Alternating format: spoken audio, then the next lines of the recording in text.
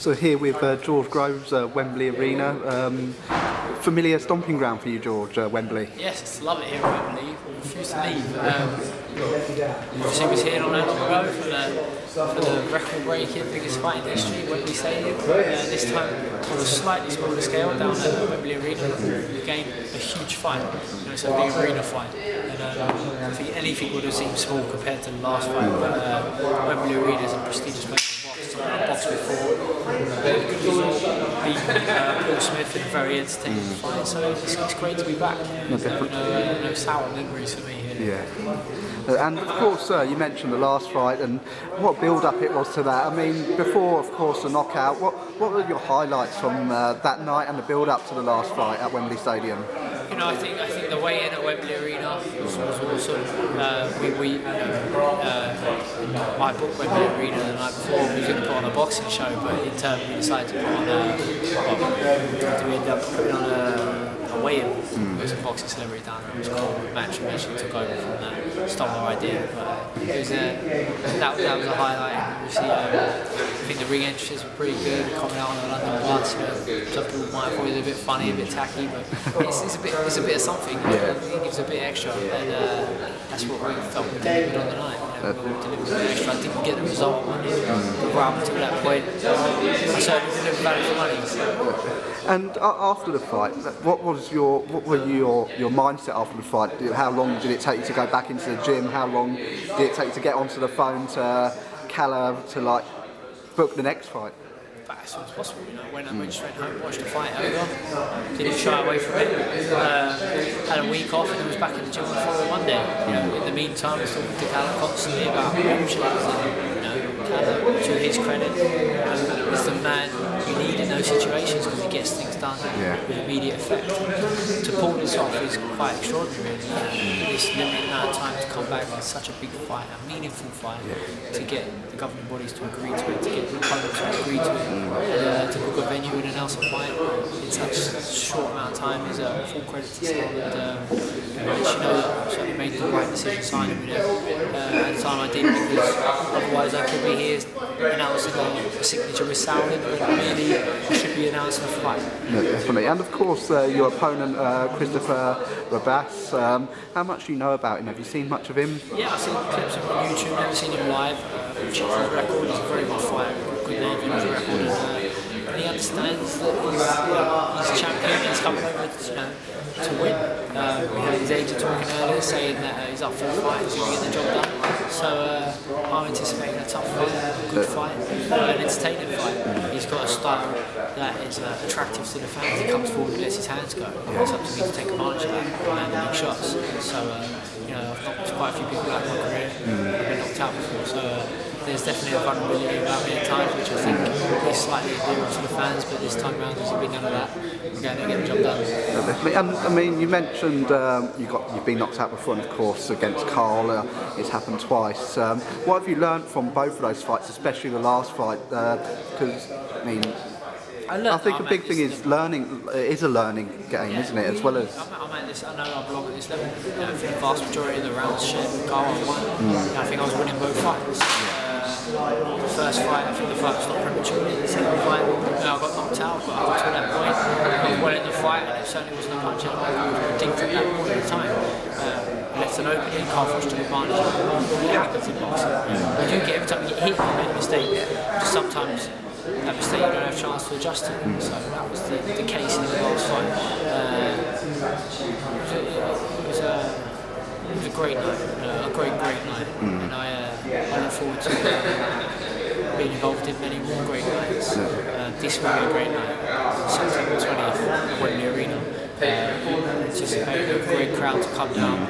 It's going to be an awesome night, and we can't wait. Definitely. And you mentioned one of the highlights was the weigh-in for the last fight in this venue. 8,000 people turning up for a weigh-in. I mean, have you ever experienced anything like that for a weigh-in at this arena? Not me. I've seen it on TV, in the big Vegas shows, and I remember having conversations with guys at Sky saying this is now it. This is the benchmark. This is almost Vegas-esque, where we have a week of boxing. We want to put on as much as we possibly can, deliver everything we can. But we did. they agreed with me with many ways to get a perfect build-up. I think we set the benchmark, as I say. So now kids are not dreaming about going to Vegas and boxing. The MGM, they'll be dreaming about fighting at Wembley Stadium. So we'll push on for it. I'm sure this time next year, maybe we'll be talking about fighting at Wembley Stadium again. Yeah, definitely. And in terms of the build-up to the last fight, it wasn't just here, but open training day at Westfield Shopping Centre, massive crowd. You, of course, on St George's Day had the double-decker bus going through London. Do you think we could see some more of that in the build-up to this fight? Yeah, definitely. I mean, the thing we like to deliver is a bit more extra bang for your buck for the fans. Sometimes it's just a bit of fun on a bus trip route to Wembley, which was a bit of fun. We had some pizza on the way and we stopped off for a few drinks, and it was good fun. But that's what it really is. It just gives people the chance to get involved, to follow your progression, and to ultimately see a bit of your personality. Because a lot of times you're just there saying the usual things in fight mode. So it's not the most entertaining or most endearing. And in the build-up, of course, against Christopher, it's an eliminator for the WBC, which Sakio Bika currently holds in August, I think, on the same card as Kell Brook's fight. He's fighting Darrell. You're going to have a close eye on that fight, and who do you think will win that? Close eye on that fact, so I'll be fighting the winner. Yeah. Once I beat this guy. They've obviously boxed already and got a draw. Both aren't an easy night's work. He's rugged, awkward, always gives people a tough night's work. Darrell, very talented fighter from a talented family. I've sparred him before in the past. Can hit hard. It'll be a fascinating fight to see who comes out on top. Either or, I feel I've got the beating of both men. Once I get past this guy, without looking past this guy, I'll be full steam ahead to put in the perfect plan to get over one of those guys. But it's the package, it's the story, it's the it's where we're at right now. Just eliminate it first, and then win that, and then we'll see where we go from there. Win that, obviously challenge the WBC, but gotta win this first. No, definitely, and of course you mentioned you've done some sparring with Darrell in the past. Sakio Bika was of course here for the whole week in the build-up to the Froch fight. Did you speak to Sakio in that week at all, or after the fight? Didn't find him. No. I'm sure he's a nice guy. And of course, I mean, both aren't British fighters, but do you think you could bring the world title fight here, and like you've shown you could sell out Wembley Stadium? A higher value here in the UK than those two got in the States. So, I'd love to be able to deliver that to the fans, that they can come out and watch me challenge for the world title here in London. Obviously, one step at a time sort of thing. So, yeah, I feel we're certainly capable of that. Happy to travel for it, fight these people anywhere. I'll fight anywhere for a challenge for a world title. But, yeah, it'd be nice to find London. Just win the next one first. And in terms of if you win the next one, do you think we could see perhaps the world title fight later on this year, or do you think it's more likely to be 2015? I'd love to be before Christmas. Yeah. That's why this fight's so early. Otherwise we could have this fight in October, November. We don't want it then, we want it early. I want to box at least twice before Christmas. I'd like to be world champion by Christmas. And what's it been like with the new team around you, the Sauerland brothers? What has it been like working with them? I mean, I've known them for a long time now. I've boxed on their shows.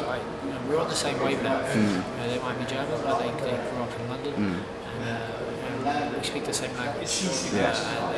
We have the same philosophies about boxing. We have the same ideas. And, there's no disagreements. We always compliment each other, and they listen to my thoughts and my input, and I listen to their experience. So ultimately we came to the decision that Wembley Arena is the perfect place. It is. This is the perfect time to box. This is the greatest fight I could take, and Calla secured that for me. So I couldn't ask for anything more from him. Definitely. That's great, George. Thank you so much, and best of luck.